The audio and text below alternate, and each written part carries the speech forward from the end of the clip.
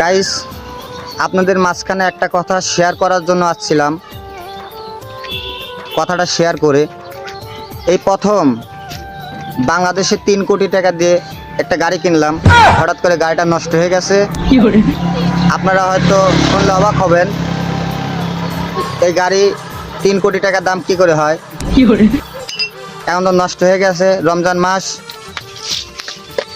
Maker খুঁজেই পাচ্ছি না। যাও একটা মেকার পেয়েছি, তা অনেক টাকা বিল চাচ্ছে, সার্ভিস ওনার অনেক। হয়তো এরকম গাড়ি আপনারা বাংলাদেশে এই প্রথম দেখবেন, এর আগে হয়তো কোথাও দেখেননি। আশা করি গাড়িটা আপনাদের ভালো লাগবে। দেখবেন, এই যে দেখাই দিলাম, এই যে গাড়ি নষ্ট হয়ে গেছে, যে গাড়ির কাজ করতেছে এটা মেকার। এই যে গাড়ি দেখেন, এই গাড়িটা আমার কিনতে বাংলাদেশে 3 কোটি টাকা লাগছে। চাপা মারলেই ভাইরাল, আমি চাপা মারতে চাচ্ছি না।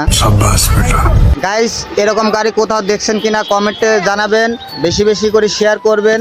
3 কোটি টাকা দামের গাড়ি হঠাৎ করে নষ্ট হয়ে গেছে। গাড়ির টিউব লিক হয়ে গেছে। এটা সাথে কত টাকা লাগতে পারে ভাই? বলেন বলেন, এটার সাথে কত টাকা লাগতে পারে? 1,000 টাকা লাগবে। 3,000 টাকা লাগবে। গাইস, এই দেখেন, এই গাড়িটা সাথে 1,000 টাকা লাগবে।